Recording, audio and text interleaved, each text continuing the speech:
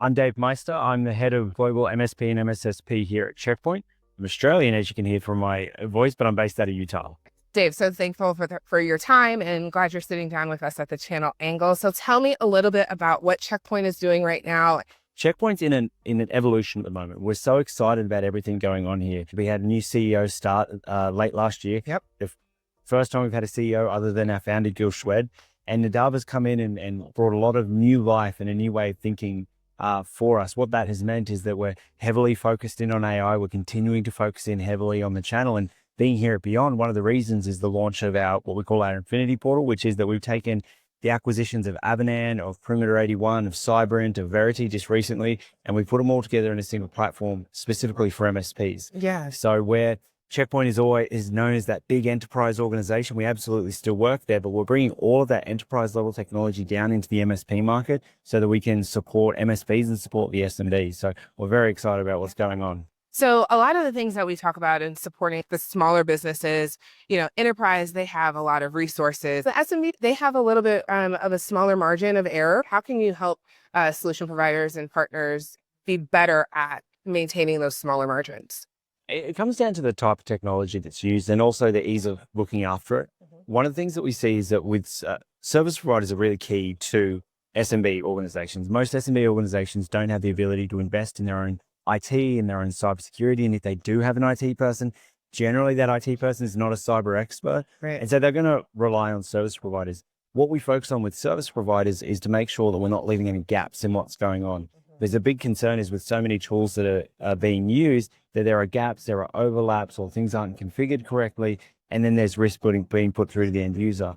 But also the amount of time to manage multiple different products in a single platform, it's difficult and it's not good. I mean, simple things like for a service provider, if something's going to take an extra 10 minutes and that process is repeated day after day by multiple different engineers or technicians, that drives straight down to the bottom line. Yeah. It's a problem. Yeah.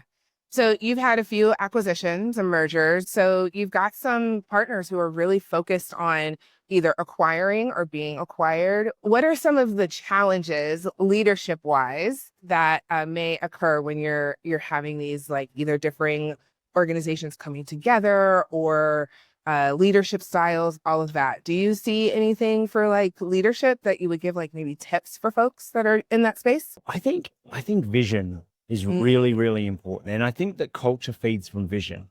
And so for me, as I've looked throughout my career, I've always tried to work in jobs that I'm doing more than just my day job. And what I mean by that is that I want to be working towards a bigger picture. There's going to be a bigger purpose in why I'm involved with things. So very early on in my career, I used to work for MSPs. In fact, before working for Checkpoint, I spent my entire career working for MSPs. Yeah. Interesting. Okay, cool. I was an engineer. What did they change though? Oh, that's a big question. So do we need cocktails to talk about that? Oh, maybe, but I can talk about it. I'll talk about it. So anyone who's working for an MSP during COVID, they're an absolute superhero. It was rough. It was having hundreds of customers, thousands, tens of thousands of users need to go remote overnight was really, really challenging. And I got to the stage where I was like, you know what, this was a difficult period and I kind of want to go do something different. And I thought I was going to actually step out of the MSP space, but then there was an opportunity with Checkpoint. And I knew Checkpoint as the firewall vendor at the time. Right. And the first time I spoke to Checkpoint about a sales role, they spoke to me about selling firewalls. And I'm like, coming from an MSP, that's a long sales cycle. That's something a bit different. And then I got introduced, they just made the acquisition of Avanan. And they were like, hey, just check the technology out. So I went and checked the tech out. I'm like, oh, that's cool. Yeah. I like that. Yeah. So I teched out a bit on that. Yeah. And that was really exciting. And then as I stepped in and saw what we were developing and had an opportunity to influence the development of the program and things like that, it reinvigorated my passion for the managed services industry, but just in a different direction. Yeah. I'm not the one answering the phones anymore. I feel for the people who are. I know what they go through on a day to day. It is. So we're trying to do things to help them. I love that. So going back to leadership. So as you made that challenge, what are some of the things as people like merge cultures that you kind of look at? You said vision to start. Yeah, vision to start off with. Early on in my career, I had a CEO and he used to get us, there was about 70 of us, we're a startup managed network provider. And he would get us together every 3 months and he would be transparent about the numbers and things like that. But he would talk about the bigger picture. What are we going to do in the next 5 years? What are we going to do in the next 10 years? How does this influence you as a person? How does this influence your career as a person? And that continued with every job that I took. I tried to work for organizations where there was a bigger vision, there's a bigger thing we were trying to achieve. It could be I worked for an organization that called it a BHAG, or a big, hairy, audacious goal. Yep. And that getting communicated down to every single level makes it personal of what you're doing. And I think when there's acquisitions, because there is always going to be a change in culture, I think that's really important, that the vision is unified, because the culture will come from that. And as the leaders, if we continually lean back on the vision of what we're trying to achieve, we're trying to disrupt an industry, we're trying to create a new industry, we're trying to change the lives of MSPs, things like that. People get passionate about that. And when people get passionate and things become personal, that's when you get real growth, and that's when you get the best out of your team. What I hear you also saying is the communication about that, right? It's a different thing when we have the vision and we roll it out once, but it's something to be said of saying it over and over and reiterating it to people and having it in daily meetings that sometimes gets maybe lost in translation. Absolutely. Yeah. And, simple things like putting the vision up on the wall, putting it on people's desktops, things like that. I've done a bit of sales consulting with MSPs, to try and help them with their sales. And one of the things that MSPs try and do to become more profitable is they specialize on a specific market. So let's say that they specialize on the manufacturing industry. Right.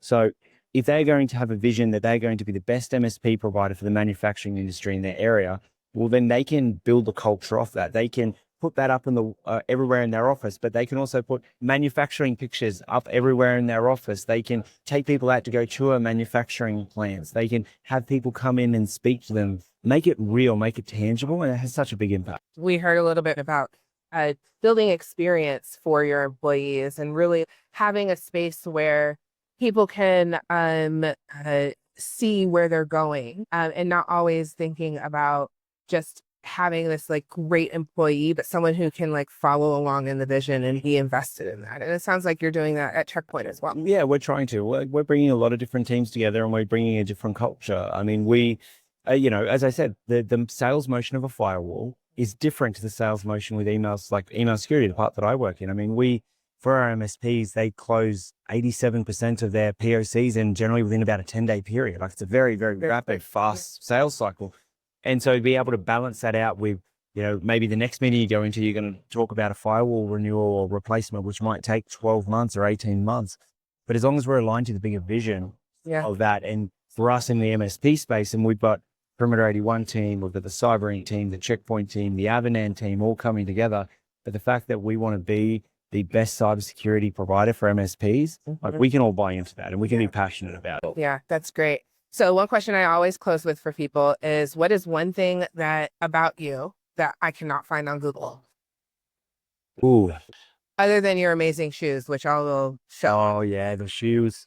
I do like the Some custom dunks or yeah. something like that. Yeah. They are good. They are good. So I'm Australian. Yes. But I actually have dual citizenship. Okay. In Australia and Switzerland.